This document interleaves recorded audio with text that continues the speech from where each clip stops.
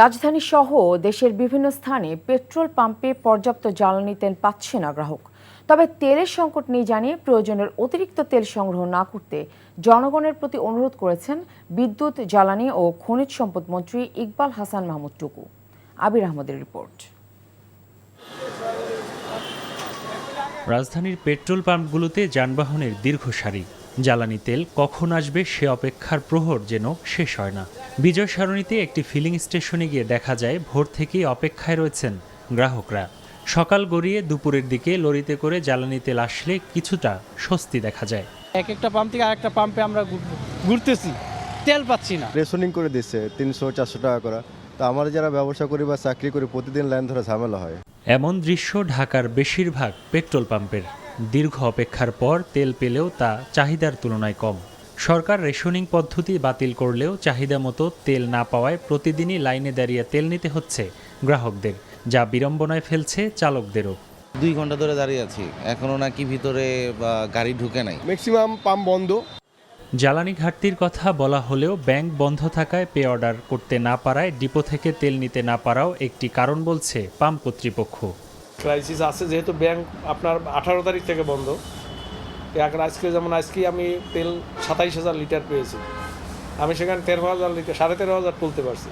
আমার pay order হাতে আর নেই। এটা হয়তো আগামী দিন কেটে যাবে, ব্যাংক খুললেই এটা আরও কেটে যাবে।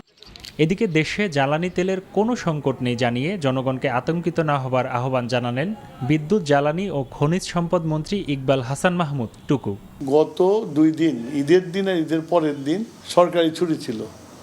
তা আমাদের যে ডিপোগুলো আছে ডিপোগুলো বন্ধ ছিল, সেই জন্য তেল সরবরাহ করা হয় নাই। আজকে সকাল থেকে আবার ডিপোগুলো চালু হয়ে গেছে, তেল আসছে। সরকারের পক্ষ থেকে জনগণের কাছে আহ্বান জানাবো যে আপনারা প্যানিক হবেন না এবং আপনার প্রয়োজনের বেশি তেল ক্রয় করেন না। প্রয়োজনের অতিরিক্ত তেল সংগ্রহ না করার জন্য জনগণের প্রতি অনুরোধ জানান জ্বালানি মন্ত্রী। আবির আহমেদ, এনটিভি নিউজ, ঢাকা। জামাতে ইসলামের আমির ও বিরোধী দলীয় নেতা ডক্টর শফিকুর রহমান বলেছেন, সরকার জনহিতকর পদক্ষেপ নিলে সমর্থন দেবে না তার দল। তবে জনস্বার্থ বিরোধী যে কোনো সিদ্ধান্ত রাজপথে প্রতিহত করা হবে। মৌলভীবাজারের কুলাউড়ার নিজ বাসায় দলীয় ও স্থানীয় নেতাকর্মীদের সঙ্গে শুভেচ্ছা বিনিময়কালে এসব কথা বলেন তিনি আরও বলেন, বিএনপি যদি সঠিক ধারায় ফিরে না আসে, জুলাই যোদ্ধারা তাদের কখনো ক্ষমা করবে না। বিরোধী দলীয় নেতার জন্য বরাদ্দকৃত সরকারি বাসভবন প্রসঙ্গে ডক্টর শফিক জানান, ব্যক্তিগত প্রয়োজনে তিনি সেই বাড়িতে থাকবেন না। ভবনটি কেবল রাষ্ট্রীয় কাজে এবং বিদেশি অতিথিদের সঙ্গে বৈঠকের জন্য ব্যবহৃত হবে। আপনারা বলতেছেন যে সুষ্ঠু নির্বাচন হয়েছে, আমরা এটা বলি, আমাদের অন্য বক্তব্য আছে। কিন্তু আমরা নির্বাচনের ফলাফল মেনে নিয়েছি। আমাদের সমস্ত রিজার্ভেশন সত্ত্বেও আমরা বলেছি না চলুক, দেশটা অচল না হোক। আপনারা যদি সঠিক দ্বারায় ফিরে না আসেন, এই মানুষগুলো আপনাদেরকে ক্ষমা করবে। আমরা চাই না আপনাদের পরিণতি অতীতের ফেসিবাদীদের মতো হোক। মধ্যপ্রাচ্যের যুদ্ধ বাংলাদেশের বড় ক্ষতি করবে উল্লেখ করে পল্লী উন্নয়ন ও সমবায় মন্ত্রী মির্জা ফখরুল ইসলাম আলমগীর বলেছেন, নিত্যপণ্যের দাম বাড়তে পারে। সোমবার ঠাকুরগাঁও সদর উপজেলার রায়পুর ইউনিয়নের নেহা নদী পুনঃখনন কাজের উদ্বোধন শেষে একথা বলেন তিনি। বলেন, দাম যাতে না বাড়ে সেজন্য কাজ করছে সরকার। তিনি আরও বলেন, কোনো মব তৈরি করতে দেয়া হবে না, বরং কঠোরভাবে দমন করা হবে। গায়ের জোরে আইনের বাইরে গিয়ে কেউ যেন কোনো কাজ না করে সে ব্যাপারে সবাইকে সতর্ক করেন ফখরুল। ভারত থেকে ফিরিয়ে এনে শেখ হাসিনাকে বিচারের মুখোমুখি করা হবে বলে জানিয়েছেন পররাষ্ট্র প্রতিমন্ত্রী শামা ওবায়দ ইসলাম। সোমবার ফরিদপুরের নগরকান্দায় তালমা নাজিম উদ্দিন স্কুলের মিলন মেলায় কথা জানান তিনি বলেন, ভারতের সঙ্গে আলোচনার মাধ্যমে সব সমস্যার সমাধান চায় বাংলাদেশ। মধ্যপ্রাচ্য যুদ্ধের কারণে ইরান সহ বিভিন্ন দেশ থেকে প্রবাসীদের দেশে ফেরানো হচ্ছে জানিয়ে প্রতিমন্ত্রী বলেন, প্রবাসীদের নিরাপদ রাখতে সংশ্লিষ্টদের সঙ্গে যোগাযোগ রাখছে সরকার। ঈদের ছুটিতে ফাঁকা হয়ে গেছে রাজধানী ঢাকা। কর্মব্যস্ত মানুষের শহর এখন অনেকটাই শান্ত ও যানজটমুক্ত। শহরে যারা ঈদ উদযাপন করছে তারা ভিড় করছে বিভিন্ন বিনোদন কেন্দ্রে। বিশেষ করে চিড়িয়াখানায় দেখা গেছে দর্শনার্থীদের উপচে পড়া ভিড়। শিউলি রায়ের রিপোর্ট। ঈদের ছুটি মানেই আনন্দ, আর সেই আনন্দ ভাগাভাগি করে নিতে পরিবার পরিজন নিয়ে ঘুরতে বের হয়েছেন নগরবাসী। ঈদের ছুটিতে ফাঁকা ঢাকা এখন যেন এক শান্ত শহর। ব্যস্ত শহরগুলোতে নেই প্রতিদিনের যানজট, নেই কর্মব্যস্ত মানুষের ছুটে চলা।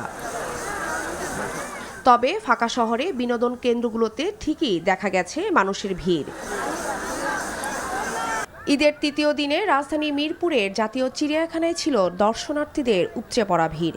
ঈদের আনন্দ উপভোগ করতে সকাল থেকে পরিবার পরিজন বন্ধু-বান্ধব নিয়ে সকলেই ঘুরতে আসেন চিড়িয়াখানায়। কুমির দেখছি, আর বানর, আর ময়ূর, আর কি জানি, আর দেখছি ভাল্লুক, বাঘ, সিংহ, সজারু, হরিণ। অনেক ভালো লাগতেছে ঘুরে ফিরে, বাচ্চাকে নিয়ে আসছি, বাবু অনেক এনজয় করতেছে। ছেলে অনেক খুশি আছে দেখা, ছোট বাচ্চা তো। বোনের জামাই, আমার হাজবেন্ড, ওদেরকে নিয়ে বাচ্চাদেরকে নিয়ে আসলাম। প্রথম চিড়িয়াখানায় আসছি পাবনা থেকে, বাচ্চাদেরকে নিয়ে, ছেলে মেয়ে, বোনের জামাই, নিজের হাজবেন্ড, সবাইকে নিয়ে এনজয় করতে আসছি। শিশুদের হাসি, বড়দের আড্ডা আর নানা রকমের বিনোদন আয়োজন, সব মিলিয়ে উৎসবমুখর পরিবেশ বিরাজ করছে নগরবাসীর মাঝে। শিউলি রায়, এনটিভি নিউজ, ঢাকা।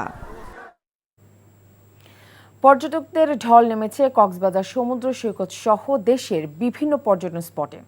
যান্ত্রিক শহরে জীবন ছেড়ে মনোমুগ্ধকর প্রকৃতির সান্নিধ্য পেয়ে উচ্ছ্বসিত তারা। শকত করিমের ডেস্ক রিপোর্ট।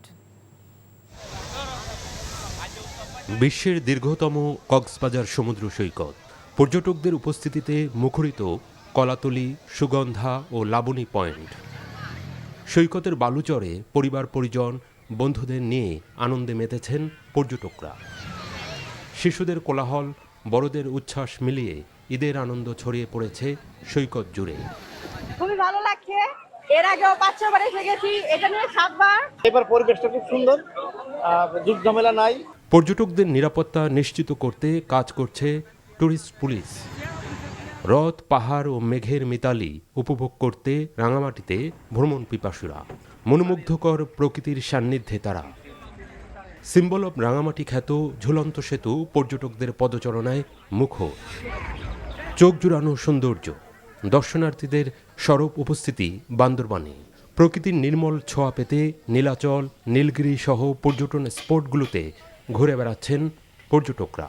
নিজেকে মনে হচ্ছে আকাশের মধ্যেই রয়েছে, কিছুটা মেঘও ফিল হচ্ছে। পরিবার নিয়ে আসলে প্রকৃতির খুব সান্নিধ্যে আসার জন্য আসলে বান্দরবনে ছুটে আসা। এছাড়া ঈদের ছুটিতে পর্যটকদের ভিড়ে মুখরিত সিলেট, মৌলভীবাজারের চা বাগান সহ বিভিন্ন পর্যটন স্পটগুলো।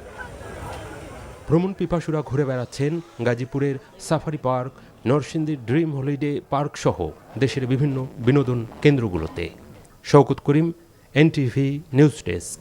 প্রিয়জনের সাথে ঈদ উদযাপন শেষে কর্মব্যস্ত ঢাকায় ফিরতে শুরু করেছে নগরবাসী। ঈদের আগে ঘরমুখ যাত্রা যতটা ঝক্কি ঝামেলা ছিল, ফিরতি যাত্রা যেন ততটাই স্বস্তিদায়ক।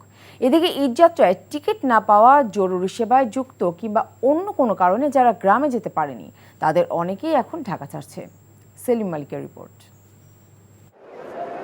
ঈদের পরে সরকারি চাকরিজীবীদের টানা 7 দিনের ছুটি শেষে প্রথম কর্মদিবস আগামীকাল মঙ্গলবার। বেসরকারি চাকরিজীবীদের তাগাদা আছে কাজে যোগ দেওয়ার, তাই ঈদের রেশ কাটতে না কাটতেই বাধ্য হয়ে ঢাকায় ফিরতে হচ্ছে তাদের। বাসের যাত্রীরা জানান, ঢাকায় ফিরতে পোহাতে হয়নি ভোগান্তি। ভালো, পথে ঘাটে কোনো গ্যাঞ্জাম হয় না, কোনো যানজট নাই, ভালো। আমার ঈদ অনেক ভালো কেটেছে। যাওয়ার সময় রাস্তায় একটু সমস্যা হলেও আসতে কোনো সমস্যা হয়নি। একই কথা জানান রেলের যাত্রীরাও। আর ভালো ঈদ কাটেছে। যাওয়ার সময় একটু হয়েছে, ওই ফিরাফিরি ঝামেলা বেশি হয়েছে। এখন আসার পথে একটু ফ্রি আসলাম, একটু আগে ভাগে আসলাম। ঈদ যাত্রায় অতিরিক্ত ভিড় এড়ানোর পাশাপাশি জরুরি সেবায় নিয়োজিত থাকার কারণে যারা ছুটি পাননি তাদের অনেকেই বাড়ি যাচ্ছেন ঈদের তৃতীয় দিনে। ফায়ার সার্ভিসে জব করি তো, আমাদের তো সব লোক যাওয়া সম্ভব না। এই জন্য আমাদের 3টা ব্যাচ করে। প্রথম ব্যাচ আসলে দ্বিতীয় ব্যাচ যায়, দ্বিতীয় ব্যাচ আসলে পরে তৃতীয় ব্যাচ যায়। ব্যক্তি মানে গাড়ি চালাই তো, প্রাইভেট কার, চাকরি করি, ঈদে ছুটি পাই নাই, এখন যাইতেছি বাড়িতে। এদিকে আগামী 26শে মার্চ স্বাধীনতা দিবস। এর পরের 2 দিন শুক্র ও শনিবার সরকারি ছুটি থাকায় লম্বা ছুটির পর ঢাকার চিরচেনা কর্মচাঞ্চল্য ফিরবে বলে আশা করা হচ্ছে। সেলিম মালিক, এনটিভি নিউজ, ঢাকা। ফরিদপুর সদর উপজেলার শিবরামপুরের চণ্ডীপুরে অনুষ্ঠিত হয়েছে 18তম বার্ষিক পবিত্র ওরস শরীফ। 3 দিনব্যাপী এই ওরসে সোমবার রাতে উপস্থিত ছিলেন কেন্দ্রীয় যুবদলের সাবেক সহসভাপতি মাহবুব হাসান ভূঁইয়া পিঙ্কু। তিনি বলেন, সামাজিক সম্প্রীতি, ঐক্য এবং নৈতিক মূল্যবোধ জাগ্রত করতে এ ধরনের অনুষ্ঠান গুরুত্বপূর্ণ ভূমিকা পালন করে। বাউল শিল্পী আবুল হোসেনের বাড়ির আয়োজিত ওরসে গান পরিবেশন করেন বাউল কাজল দেওয়ান।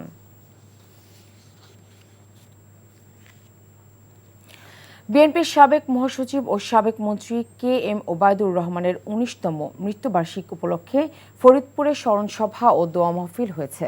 এ সময় তার কন্যা পররাষ্ট্র প্রতিমন্ত্রী শ্যামা ওবায়দ ইসলাম, বিএনপির চেয়ারপারসনের উপদেষ্টা বীর মুক্তিযোদ্ধা জহিরুল হক শাহজাদা মিয়া ও জেলা বিএনপি এবং সহযোগী সংগঠনের নেতাকর্মীরা উপস্থিত ছিলেন। পররাষ্ট্র প্রতিমন্ত্রী বলেন, দেশের উন্নয়নমূলক কাজে বাধা সৃষ্টি করলে কাউকে ছাড় দেওয়া হবে না। আলোচনা শেষে মরহুম KM ওবায়দুর রহমানের রুহের মাগফিরাত কামনায় দোয়া করা হয়।